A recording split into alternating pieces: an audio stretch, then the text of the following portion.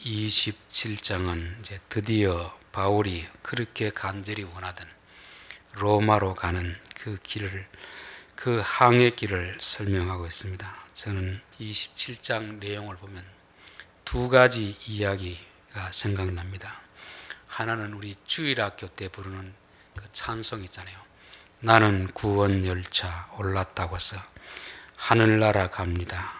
죄악역 벗어나 달려가다가 다시 내리지 않죠. 차표 필요 없어요. 주님 차장 되시니 나는 염려 없어요. 나는 구원 열차 올랐다고서 하늘나라 가지요. 이 주일학교 때 참 많이 부르던 노래인데, 이것은 우리가 구원에 있어서 오직 예수만 믿으면 된다는 것을 가르쳐주는 그런 것입니다. 실제로 여러분 예수를 믿으면 아무것도 할 것이 없이 예수님이 다 해줍니까? 아니면 여러 가지 어려운 일들을 닥치게 됩니까? 이것은 주일학교를 위하여서 지은 노래이지 성경의 가르침은 아닙니다. 예수님은 너희들이 나를 따라오려거든 자기를 부인하고 자기 십자가를 지고 따라오라고 했습니다. 또 하나 이야기는 이제 남자들 결혼할 때 부인될 사람에게 뭐라고 합니까? 내게 시집만 오면 호강시켜 주겠다고 하잖아요. 손에 물 한 방울 묻히지 않도록 고생 안 시키고 안 시킬 테니까 시집 오시오 그렇게 하는데, 막상 결혼해보면 어떻습니까? 정말 말 한 대로 그렇게 합니까? 아니면 고생을 많이 시킵니까? 고생을 많이 시키잖아요. 남자들이 의도적으로 거짓말하는 게 아니고 그 여자가 좋기 때문에 결혼하려고 좀 부풀려서 말한 것입니다. 우리가 이제 사람들에게 전도할 때도 그렇게 말하잖아요. 예수를 믿으면 복을 받습니다. 예수 믿으면 질병에서 고침받습니다. 예수 믿으면 집안이 잘 됩니다. 예수 믿으면 직장에서도 승진합니다. 부자 됩니다. 이런 여러 가지 말을 하지만 사실은 그렇게 되지 않습니다. 성경이 그렇게 말하지 않고 있지만 우리 믿는 사람들이 한 사람이라도 더 전도하기 위해서 좀 과장되게 말하는 것입니다. 그래서 우리가 예수를 믿을 때는 그런 사람들의 말을 듣고 왔을지라도 진짜 우리가 예수 믿고 천국 가는 길이 어떤 길인가는 성경을 통해서 배워야 됩니다. 성경은 우리에게 많은 어려움이 있고 환난이 있다. 그 환난을 통과해야 구원을 완성시킨다. 그렇게 말씀하고 있습니다. 이스라엘 백성들이 출애굽할 때 얼마나 감격했겠습니까? 곧 금방이라도 가나안 땅에 들어갈 것처럼 그렇게 여겨졌는데 곧바로 가나안 땅으로 데려가는 게 아니고 광야길을 거치면서 참 많은 어려움을 겪은 다음에 가나안 땅으로 데리고 갔던 것입니다. 자, 그렇기 때문에 우리가 예수 믿으면 날마다 즐거울 것이라 그런 착각을 하면은 우리가 인해 실족하게 되는 것입니다. 즐거울 때도 있지만 괴로운 날이 더 많이 있습니다.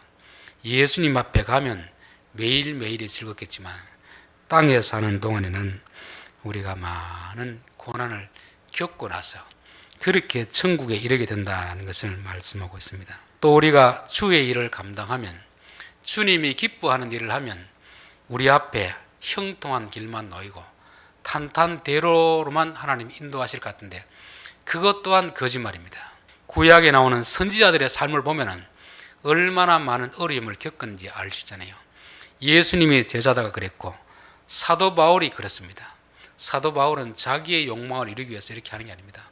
오로지 예수님 만나고 나서 복음을 전하기 위해서 하나님이 기뻐하는 일을 하기 위해서 간 길인데 그 앞에 이런 여러 가지 어려운 일이 있는 것입니다.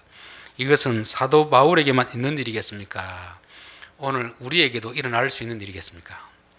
사도 바울 한 사람에게만 해당되는 일 같으면 우리가 굳이 이런 내용을 읽을 필요도 없고 설교를 들을 필요도 없습니다.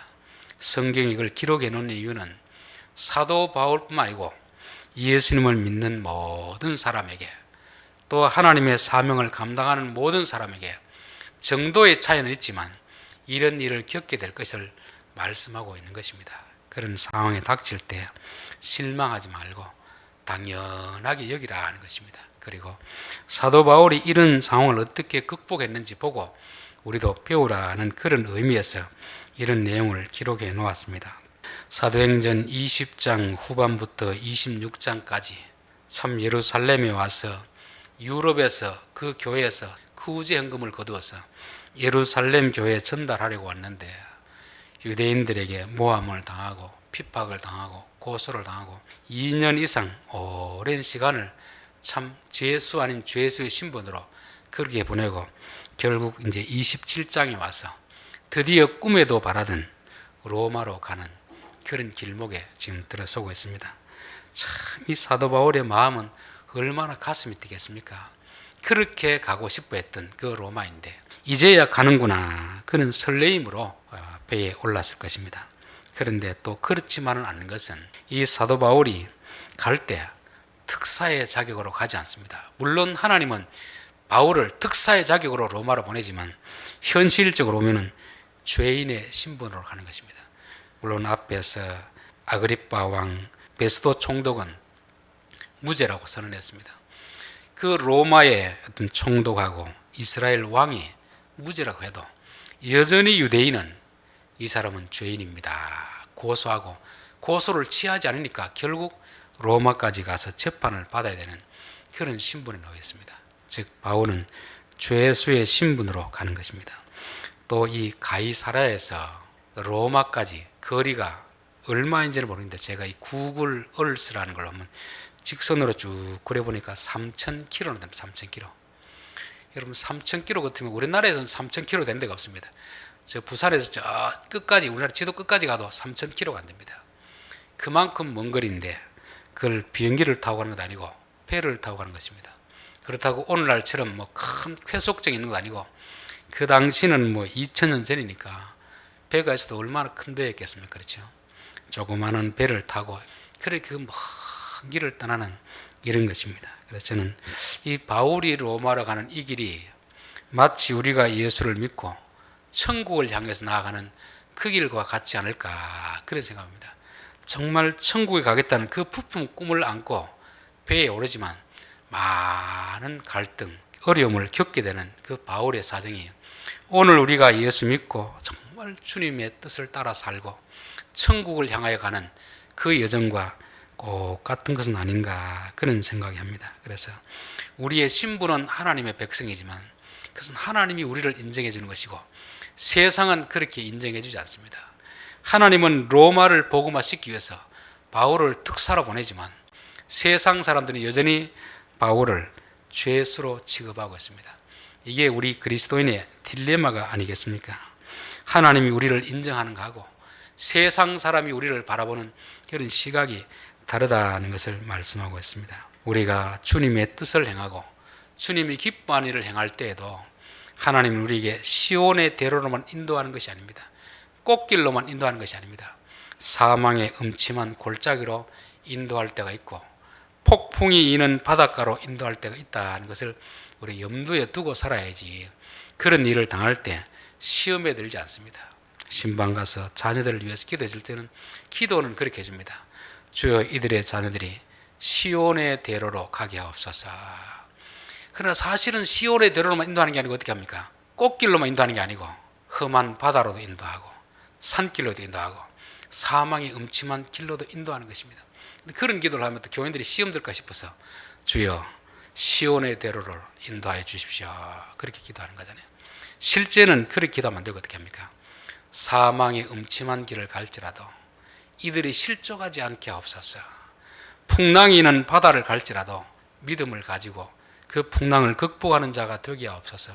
사실 이렇게 기도해 줘야 이게 솔직한 마음인데 또 신방하는 집은 대체로 교회를 잘 나오는 집이 아니고 겨우 믿음이 뭐 있는 둥 마는 둥 이렇기 때문에 그대로 다 말해주긴 어렵습니다. 그래서 좀 좋은 표현을 써서 기도하는데 실제로는 우리 앞에 그런 일만 일어나는 것이 아니다 하는 것입니다.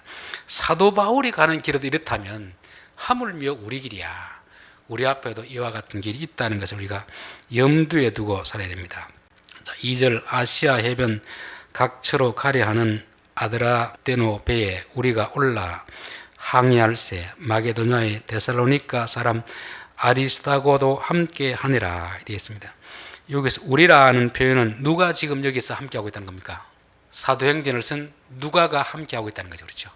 누가는 늘 같이 동행하지 않고 중요한 시점마다 등장해서 같이 가고 있습니다. 그리고 또 데살로니가 사람 아리스다고도 함께하니라.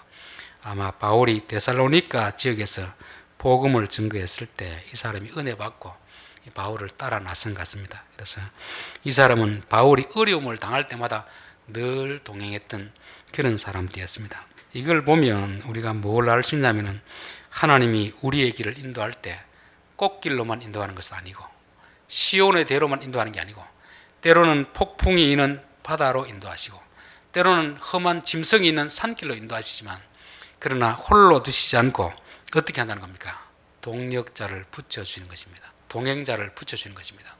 혼자 가면 위험하고 외로운 길이지만 뜻을 같이 하는 그런 사람을 붙여주기 때문에 이 길이 외롭지 않는 그 길이 되는 것입니다. 저는 개인적으로 목사가 되어서 참 감사한 일은 다른 것보다도 목사가 되어서 참 신실한 목회자들을 만날 때 너무너무 감사가 됩니다. 또 교인들 중에서도 정말 믿음이 좋은 사람 만날 때 참 감동이 됩니다. 제가 목사가 아니었더라면 그런 사람을 어떻게 만나겠습니까? 그냥 교회 밖에서 보는 교회하고 교인들이 보는 교회하고 목사가 보는 교회와 교인들은 다릅니다. 그냥 옆에서 있는 사람들은 그런 사람을 만나지 못합니다.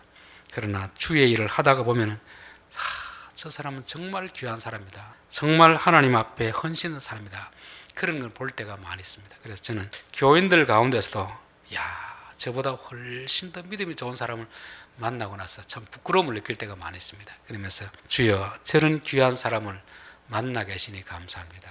그래서 주의 일을 하는 사람들을 다 형통한 길로 인도하는 아니지만 하나님께서 위기 때마다 어려울 때마다 하나님이 예비하신 사람들을 곁에 두신다는 것입니다. 이게 복이죠. 이게 그렇죠. 힘든 길인데 어려운 길인데 홀로 버려두지 않고 믿음의 사람들을 곁에 두셔서 함께 그 길을 가게 한다는 것입니다. 우리 마태복음 28장을 한번 살펴봅시다. 마태복음 28장 18절부터 보겠습니다. 예수께서 나와 말씀하여 이르시되 하늘과 땅의 모든 권세를 내게 주셨으니 그러므로 너희는 가서 모든 민족을 제자로 삼아 아버지와 아들과 성령의 이름으로 세례를 베풀고 내가 너희에게 분부한 모든 것을 가르쳐 지키게 하라. 볼지어다 내가 세상 끝날까지 너희와 함께 있으리라 하시니라. 요 세 구절을 가지고 어떤 사람은 19절을 강조하고 어떤 사람은 18절을 강조하고 어떤 사람은 20절을 강조합니다. 대체로 설교를 들어보면 19절을 강조하는 사람이 있습니다. 마지막 대위임 명령이니까 가서 전도하라. 전도하라. 물론 전도가 중요하잖아요. 그보다 더 중요한 게 뭐겠습니까? 18절입니다. 하나님께서 땅의 모든 권세를 내게 주셨다. 예수님께 주셨다는 것입니다. 그리고 20절입니다. 내가 항상 너희와 함께 있겠다.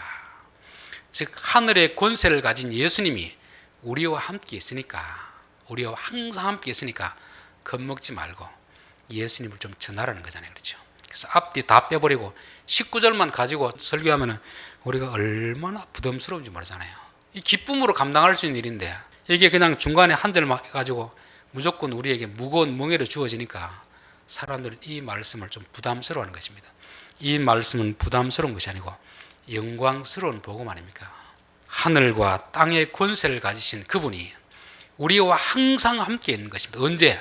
풍랑이 있는 바다를 갈 때에도 그분은 우리와 함께 있는 것입니다. 그러니까 풍랑을 보고 겁먹지 말고 함께 하신 예수님을 보고 두려워하지 말고 예수님이 우리에게 맡기신 그 일을 잘 감당하라는 그런 의미가 되는 것입니다. 자, 요한복음 우리 14장을 보겠습니다. 요한복음 14장 16절 내가 아버지께 구하겠으니 그가 또 다른 보혜사를 너희에게 주사 영원토록 너희와 함께 있게 하리니 그는 진리의 영이라 세상은 능히 그를 받지 못하나니 이는 그를 보지도 못하고 알지도 못함이라. 그러나 너희는 그를 아느니 그는 너희와 함께 거하시며 또 너희 속에 계시겠습니다. 내가 너희를 고아와 같이 버려두지 아니하고 너희에게로 오리라.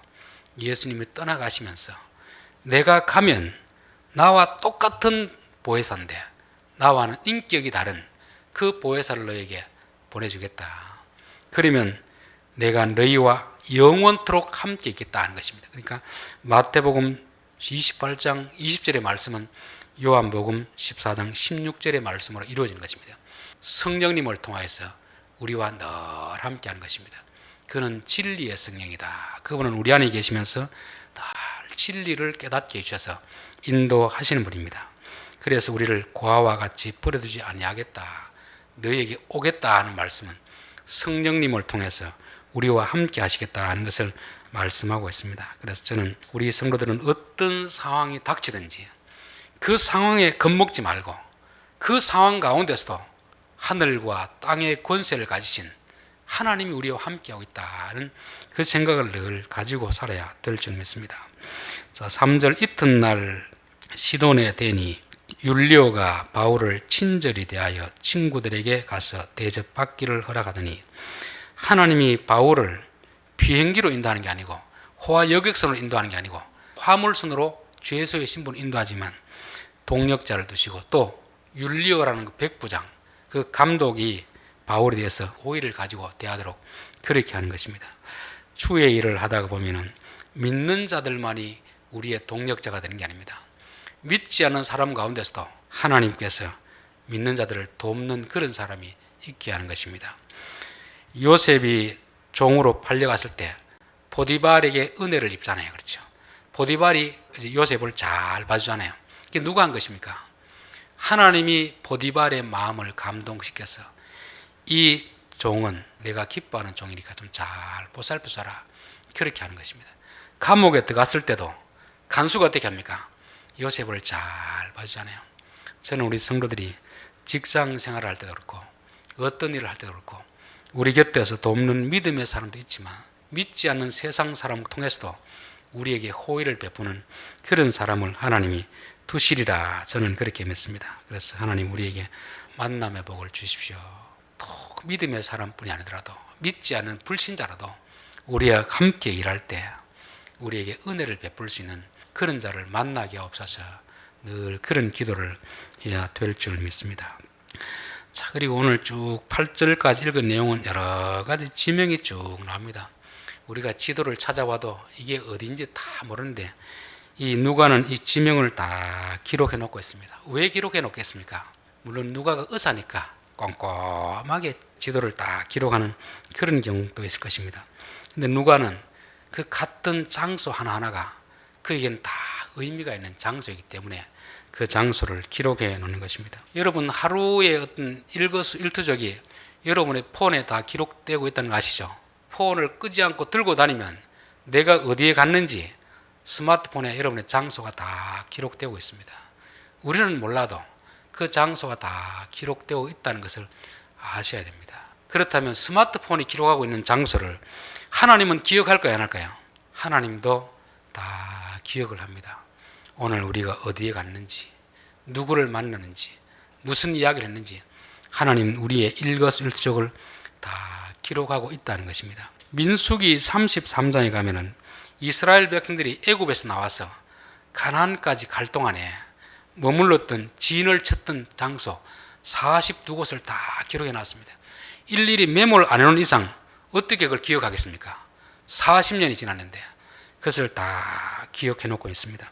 저는 우리의 삶, 하루하루의 삶이 일상 반복되더라도 내가 오늘 가서 무엇을 했고 누구를 만났고 그것이 다 하나님 보시기에 기록되고 있다는 것을 항상 염두에 둬야 됩니다.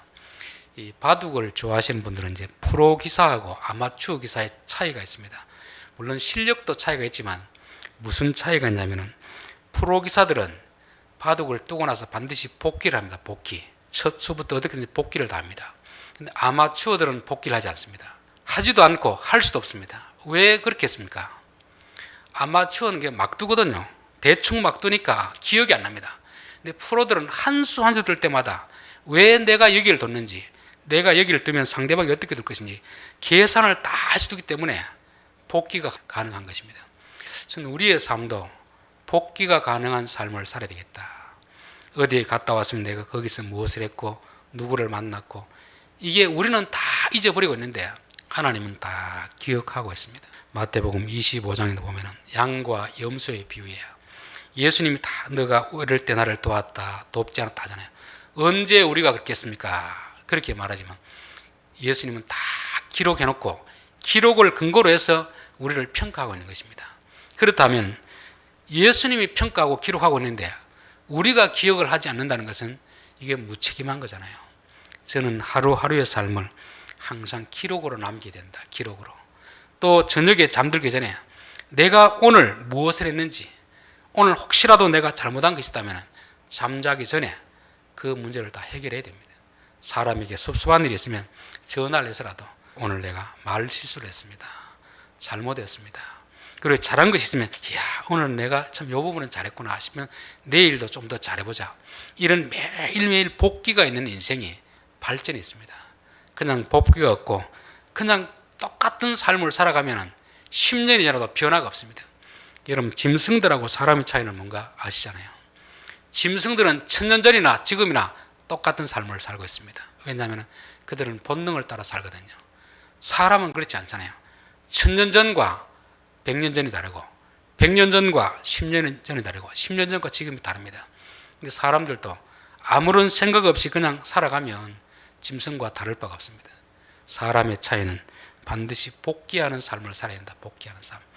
내가 오늘 어떤 일을 했고 잘못한 것을 돌아보고 고치고 잘한 것은 발전시키고 이런 삶이 있어야, 즉 복귀가 가능한 삶을 살아야 우리에게 발전이 있고 그렇게 한 걸음 한 걸음 천국을 향해서 나아가는 것입니다. 그래서 우리에게 지나온 삶에 대해서 오늘 하루에 대해서 복귀가 가능한가? 이 장소들이 우리에게는 아무런 의미가 없지만 사도 바울에게는 다 의미가 있습니다. 그냥 그 사건을 기록하지 않았지만 장소만 딱 기록해놔도 아 여기서 내가 어떤 일이 있었구나, 어떤 어려움이 있었구나, 하나님의 어떤 도움이 있었구나. 장소 속에 누가의 마음속에 있는 게 다 들어있는 것입니다. 그래서 우리가 일기를 쓰더라도 자세한 내용은 못 기록하더라도 중요한 어떤 장소, 사건들만 기록해놔도 아 그때 참 이런 일이 있었지, 이런 내가 실수를 했지, 어떤 이런 일을 잘했지. 그렇게 해놓으면 우리의 삶에서 은혜, 하나님이 베푸신 은혜를 감사하고 또 우리가 잘못한 것을 고칠 수 있는 이런 삶이 되는 것입니다. 그래서 누가는 갔던 장소를 다 기록하는 것이고 우리의 일거수일투족 하나님의 나라에도 기록되고 심지어 우리의 스마트폰에도 우리가 갔던 장소가 다 기록되고 있습니다. 그래서 저는 어떤 곳을 지나가면 그곳이 어땠는지 평가를 하라고 해요. 늘 나옵니다. 그것이 좋았는지, 뭐 식당이나 카페 가면 좋았는지 나빴는지. 저는 이게 하나님이 우리를 이렇게 테스트하는 거 아닌가. 우리가 어떤 장소 갔을 때, 어떤 사람 만났을 때 천사를 통해서 오늘 저 사람이 간 곳에 대해서, 한 말에 대해서, 행동에 대해서 평가를 좀 내려둬라 하면 좋아요, 싫어요 해가지고 나중에 그 자료를 가지고 우리가 주님 앞에 쓸 때 평가하는 거 아닐까, 그런 두려운 마음도 들기도 하는 것입니다. 자, 7절 배가 더디가 여러 날 만에 간신히 니도 맞은편에 이르러 풍세가 더 허락하지 아니하므로 살몬의 앞을 지나 그레데 해안을 바람막이로 항해하여. 지금 사도 바울은 로마로 가려는 그 꿈이 이루어지는 순간인데 이게 3000km 같으면 지체하지 않고 가야 되는데 계속해서 배가 더디 가는 것입니다. 바람이 뒤에서 불어주는 게 아니고 앞에서 부니까 막혀서 길이 가지 않고 있습니다. 얼마나 참 답답하겠습니까? 저는 우리가 주의 일을 하려고 할 때, 믿음으로 살려고 할 때 참 뒤에서 순풍이 불어서 쫙 밀어주면 참 좋을 텐데 오히려 반대편에서 바람이 불고 풍랑이 불기 때문에 가는 길이 더디어질 때가 있습니다. 이럴 때가 참 위험한 때 아닙니까? 이런 때 그렇죠. 출애굽기 32장 1절에 보면 백성이 모세가 산에서 내려오미 더딤을 보고 모여 백성이 아론에게 이르러 말하되 일어나라 우리를 위하여 우리를 인도할 신을 만들라.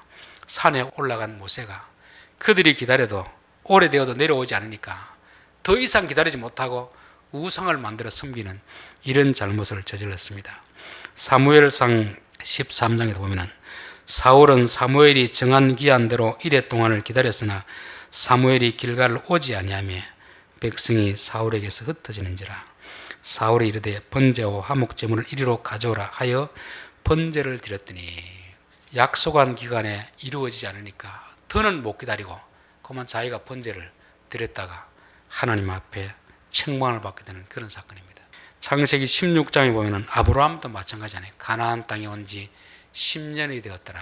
10년이 지났음에도 불구하고 자식이 없자 그 아내와 공모하여서 여종을 취해서 아들을 낳고 맙니다. 그게 이스마엘 아닙니까? 그게 두고 그 집안에 불씨가 되었잖아요. 저는 우리의 인생에서 원하는 때에 계획대로 되지 않을 때 이때가 하나님 우리를 테스트하는 기간이다. 하나님의 때를 기다리느냐, 때를 기다리지 못하고 인간적인 방법으로 내가 일을 추진하느냐, 그 하나님이 테스트하는 기간이라 그렇게 믿습니다. 사도 바울이 얼마나 간절히 가고 싶은 그런 마음이었겠습니까? 그래도 더디게 느껴질 때 조급하게 서두르지 않고 하나님의 뜻이 있겠지, 하나님의 뜻을 기다리지, 그런 마음으로 기다렸습니다. 저는 우리의 삶에도 내 인생이 뜻대로 되지 않을 때, 계획대로 되지 않을 때, 오히려 생각보다 늦어질 때, 기도해도 응답이 없을 때, 그때가 위험한 때다. 마귀는 뭐라고 하겠습니까? 하나님 응답하지 않는다. 네 방법대로 해라. 다른 방법을 찾아라. 그렇게 할 거 아닙니까? 누가복음 18장 8절에 내가 너희에게 이르노니 속히 그 원한을 풀어주시리라. 그러나 인자가 올 때 세상에서 믿음을 보겠느냐. 속히 원한을 풀어주신다고 하는데 실제로 우리가 기도해도 응답이 없습니다. 그러다 보니까 다 포기하고 세상적인 방법으로 자기 문제를 해결하고 있잖아요. 인자가 올 때 믿음을 보겠느냐. 기도를 했으면 하나님이 해결해 주실 때까지 기다려야 되는데 그게 믿음인데 조금 기도하다고 말고 그냥 아이고 안 되겠다, 못 믿겠다고 인간적인 방법으로 덜컹 사고를 치고 마는 그런 경우가 아브라함 뿐이겠습니까? 사울 뿐이겠습니까? 오늘 우리도 역시 그러한 동일한 잘못을 저지르고 있는 것입니다. 속히 원한을 풀어주시리라. 그러면 아멘, 주님 믿습니다. 그렇게 믿음으로 살아야 됩니다. 그래서 하박국 2장 3절을 보면은 이 묵시는 정한 때가 있나니 그 종말이 속히 이르겠고 결코 거짓되지 아니하리라. 비록 더딜지라도 기다리라. 비록 더딜지라도 기다리라. 더딘 것처럼 보여집니다. 그래서 의인은 믿음으로 말미암아 살리라.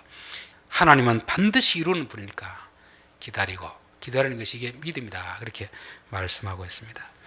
자, 결론입니다. 오늘은 사도 바울이 로마로 향하는 그 여행에 대해서 우리가 살펴보았습니다. 예수 믿는 것은 구원 열차 타고 하늘나라 가지요. 주일학교 부르는 그런 평안한, 우리는 아무것도 하지 않아도 되는 그런 길이 아닙니다. 예수님 말씀하신 것처럼 매일매일 자기를 부인하고 자기 십자가를 지고 가야 될 때 천국에 이르는 것이지, 아무것도 안 하고 뭐 그냥 구원 티켓은 받아 놨으니까 내 마음대로 세상 살다가 죽으면 천국 간다, 이런 생각은 좀 버려야 됩니다. 우리가 하루하루 매일매일의 삶 가운데서 내 안에 있는 외사람과 싸우면서 주님을 따라가는 그 삶이 되어야 될 줄 믿습니다. 특별히 주의 일을 한다고 해서 날 쉽고 편한 순탄한 길로만 인도하지 않습니다. 그런 길을 인도할 때도 있지만 때로는 풍랑이 있는 바닷가로, 때로는 짐승이 우글거리는 산속으로, 사망이 엄청난 골짜기로 인도할 때가 있다고 성경 말씀하고 있습니다. 그러나 중요한 것은 그때에도 동행자를 주신다. 혼자 가게 하지 않고 사람을 붙여주시고, 또 가장 중요한 것은 그 순간에도 성령님이 우리 안에서 우리와 함께 하시고 우리의 길을 인도하신다. 그렇게 말씀하고 있습니다. 그리고 또 율리오와 같은 불신자, 세상 사람을 통해서도 위로하시는 하나님이라는 것입니다. 누가가 이 장소를 자세하게 기록한 것은 장소 한 장소 한 장소마다 다 기록은 하고 있지 않지만 누가에게는 의미가 있는 장소입니다. 우리의 일거수일투족이 다 기록되듯이 우리가 아무런 생각 없이 살면은 오늘 어디에 갔는지 무엇에는 기억나지 않습니다. 그러나 우리에게 이 하루하루의 삶은 아주 소중한 날들입니다. 여러분, 오늘 하루를 더 살고자 그렇게 발버둥 쳐도 오늘을 맞이하지 못하고 죽는 사람이 얼마나 많이 있습니까? 그렇다면 오늘 우리에게 주어진 시간은 그냥 무엄하게 보낼 그런 시간이 아닙니다. 내게 주어진 일을 하더라도 기록하고 의미 있게 생각하면서 그렇게 가치 있게 보내야 됩니다. 우리는 기억하지 않더라도 하나님 나라에서는 다 기록하고 있습니다. 간 장소, 만난 사람, 우리가 한 한마디 한마디 다 기록하고 있다는 걸 알고 우리가 항상 우리의 삶을 복귀하면서 어제 잘한 것이 있으면 내일도 하고, 어제 실수한 것이 있으면 오늘 그 일을 새롭게 고치는 이런 삶을 살아야 될 줄 믿습니다. 그리고 계획대로 되지 않을 때, 생각보다 더디다고 느껴질 때, 이때가 참 위기의 때다. 마귀는 항상 이때 와가지고 빨리 뭔가 이루라고 하거든요. 이 조급하면서 어떻게 보면 죄가 나오는 것입니다. 이럴 때 주의 약속을 믿고 믿음으로 견디는, 이게 진짜 지혜로운 삶이라 성경은 그렇게 말씀하고 있습니다. 기도드리겠습니다.